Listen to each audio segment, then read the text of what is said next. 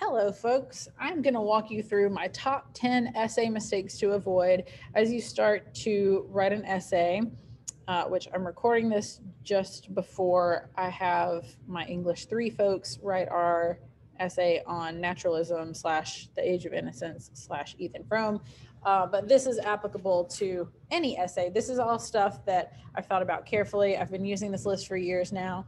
And it's basically stuff that I see in essays that you want to avoid doing. Your grade will be higher if you don't do these things. So the first thing, and most of you guys probably know this by now, but I'm not gonna lie, I've seen it once or twice this year. The phrase "in this essay," the last thing a teacher wants to read is "in this essay I will talk about dot dot dot." It's completely unnecessary, and it also sounds like you're just trying to make a word count. You don't have to specify that in this essay you will say a particular thing. You're writing the essay, so you can just talk about the subject without telling us you're going to talk about it first. Likewise, students often like to include, "This is why I think," in their conclusions. And again, that's totally unnecessary. You've just spent a whole essay telling us what you think. So stating that you think that at the end is really redundant, and it just makes your writing unsophisticated. Plus, we want to make sure that we stick with scholarly academic tone, which means no first person pronouns with very few exceptions. And I'll go into that a little bit more in just a minute here. The second thing, this is just formatting, but having your essay be one long paragraph. And literally today, I read an essay that was one long paragraph. And I was like, where the heck is the intro? Where's the conclusion? Where's the thesis? And like, there's no way for me to really identify that. I have to really pick through it, and maybe I'll be able to find a thesis, but maybe I won't if I don't know if it's the end of your introduction because you don't have an introduction. Students sometimes like to just start writing and get out all of their thoughts, and I get that. That's a good pre-writing technique, but that results in not breaking your essay up into organized paragraphs. One long paragraph not only looks like you spent no time organizing it and that you kind of just like word vomit it out onto a page, but it also makes things so boring for your teacher to read, which is obviously not a good idea for your grade. And in a lot of professional writing situations like journalism, you'll actually be told to write short, frequent paragraphs. We get taught when we're kids that paragraphs are 5 to 7 sentences. They don't have to be. There's no hard and fast rule that says that. You're not going to go to the grammar jail if you have a paragraph that's 4 sentences. It's much more important for you to focus on one idea per paragraph than to try to make a sentence count. 5 to 7 sentences. It's not a hard and fast rule. The third thing is exclamation points, and I actually am saying stuff about more than just exclamation points in this number 3, but exclamation points are something that, like, when we text our best friends, we show a lot of emotion, so we might want to express our feelings through exclamation points, but that looks really silly in an essay. In fact, side note here, my best friend uses a million exclamation points when she's texting, like all the time. And then when she got married, I wrote this like city guide to our hometown for people who weren't from there. And when I saw the final copy, I was like, "You edited it, didn't you?" And she was like, "How did you know that? I barely changed anything." And I said, "Because you used 3 exclamation points here and I would never." And she was like, "Oh no, I hope I didn't ruin this." And I was like, "Well, I hate to put my name on it with 3 exclamation points, but I'll live." At that point, I'm just being petty. And that wasn't like a professional thing. I didn't have to, but it did feel like I didn't write that. It looks really silly in an essay to have a lot of exclamation points. It takes away from the professionalism. If it's written well enough, any emotion you think you need to convey should be detectable through the writing itself. Although in academic essays, we're dealing a lot more with fact than with emotion. We don't always want to be super emotional. Sometimes that comes across through writing all caps as well. Sometimes students like to do this.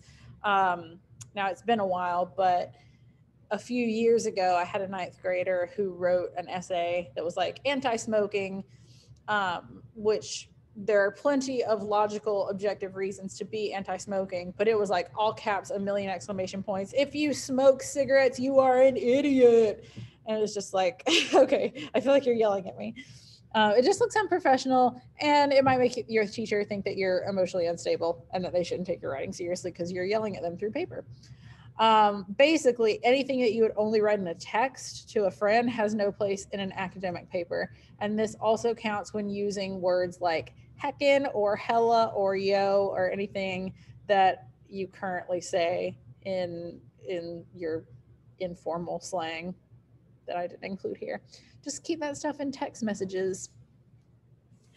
One of the worst ones that can hurt your grade the most is if you just don't answer the prompt, which is number 4. When you're writing an essay for school, you're probably going to have some kind of prompt or guidelines to go by.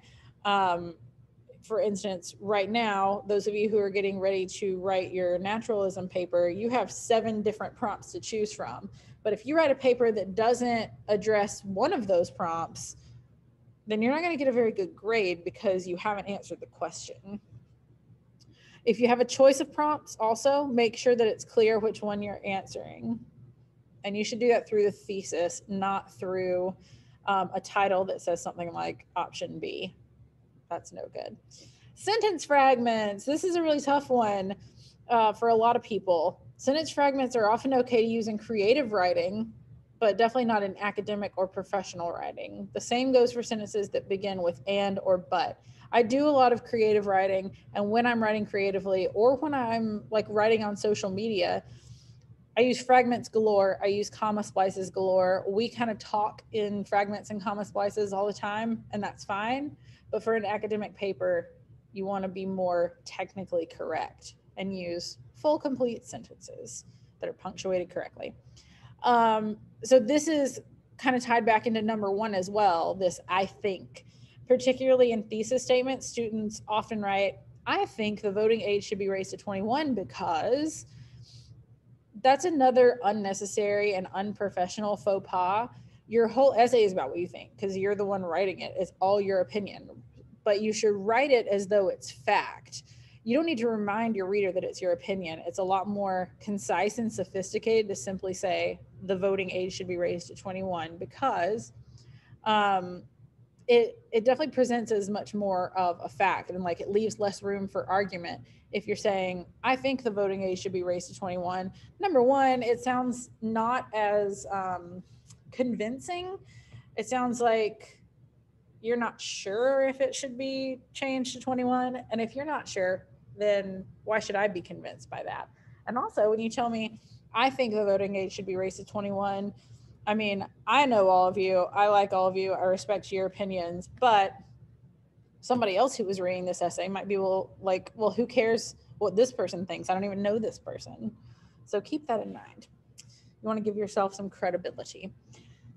Writing in second person, which is a weird thing. We don't often hear about second person narrators, which is when you address you.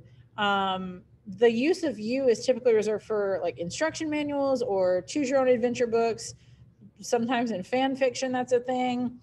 It lends an air of informality to your essay, which is just inappropriate for an academic paper. You want to strive to use third person narration only when writing an academic essay. There are times when second person may be useful or first person, but particularly the number 1 place where I see first and second person narration used appropriately and well is in an attention grabbing hook during the introduction. For instance, excuse me, if you start with the question, how many hours per day do you spend on social media? For the average American, that number is higher than you might imagine. That's a fine way to start out an essay. It's not great, for the record. I could think of better ways, but it's okay. First person might be appropriate when using a personal anecdote that emphasizes your argument, but sticking to third person is going to be your best chance at success. And when in doubt, simply ask your teacher if another style of narration is appropriate. If you have a hook that includes second or first person, but you're just not sure if it works, just come show it to me or email it to me and I will let you know. Trying to sound too fancy can be a big no-no. Sometimes students get caught up in the idea that they're writing a formal essay and they think formal means fancy. So they think it means they need to use elevated language. a pro tip here, if you wouldn't say it in a normal conversation with an authority figure, it doesn't have a place in your essay. And we've already talked about how, like, if you would say it, if it's just stuff that you'd say in casual conversation with friends, you definitely don't want to include that kind of language, but kind of stick to the language that you'd use in a normal conversation with an authority figure. Students like to pepper in words and phrases like heretofore, or in such a way as, or tis. I've actually had students write tis in an essay before. They're trying to sound like Shakespeare, but you're not Shakespeare. And one of the reasons that you're not is because you don't live in the same time period as he did. And our language has really changed. Shakespeare spoke early modern English, and we speak, well, I don't know what we speak. I don't think they name these things until after the eras are gone by. But we don't need to sound like Shakespeare. We need to sound like intelligent, sophisticated writers. So not only is it unnecessary to use these big fancy words that sound really unnatural coming from us, but it actually backfires and makes the writer sound less sophisticated because it's so out of place in a modern piece of writing, and it really makes it seem like they're trying too hard. It's such a transparent technique. Like you can see that kids are just trying too hard there, and it's no good and it doesn't sound good. Not proofreading is a big one. It should be obvious, but if your essay is full of typos and misspelled words and sentence fragments and uncapitalized sentences and crazy punctuation, it looks like you just didn't care enough to give it a second glance before you turned it in. So when in doubt, have a friend or a teacher be a second set of eyes for things that you may have missed. It never hurts to have someone else read your paper, have a parent do it, have someone who's been in the class before. That's a great idea. An essay with few to no typos immediately makes the reader think that you're a competent, effective writer. There are definitely some students who are so good at proofreading that as soon as I see their paper, I'm like, well, I'll have no issue understanding this, which is really refreshing, a nice thing to read. Conversely, an otherwise great essay, thank you, that obviously hasn't been proofread is evidence of a person who knows their content but has no idea how to put it on a page. And at this point, we do all know how to put it on a page. It's just that sometimes we choose not to, which when it's for a grade, why would you choose that? And the last one, and this is the one that people disagree on sometimes, but it's the idea of restating your introduction and your conclusion. And I get that we learn that when we are younger. I think they're teaching that in 7th grade right now, to restate your thesis. But let me tell you why we shouldn't. First, I'm going to take a sip of water because my throat's getting sore. Introductions and conclusions are notoriously difficult. They can be very tough to write. While finding an interesting and effective way to begin your essay may be difficult, it can be a harder challenge to write a conclusion that does more than simply regurgitate exactly what you said in the introduction. And that's why we see a lot of stuff like, this was my opinion about how Gatsby was a symbol for the American dream, which is a horrible way to conclude an academic essay. We already know that was your opinion. You don't need to tell us it was your opinion. It's important to re-emphasize what you said in your intro without directly restating it. So in other words, find a way to tie up your loose ends and explain why all the things you said in your essay are pertinent to your original argument without writing the same exact ideas that you said in your introduction. Whenever possible, I actually wait to write my introduction until I finish the rest of the essay. And that way I already know what I'm going to talk about. I don't have to hope the rest of my essay matches the topic I set up in the introduction. And other than that, you might write some interesting things in your body paragraphs that you want to mention in your introduction, stuff that you didn't realize you were going to write about. I personally just think that this takes some pressure off of opening with an amazing introduction. People spend too much time figuring out their intro instead of focusing on writing a great essay, and that's very true. So this, in your conclusion, you don't want to just say exactly what you said in your introduction. You already said it. Why do you need to say it again? Come at it from a different angle. What are the big takeaways from your paper? That's what you should put in your conclusion.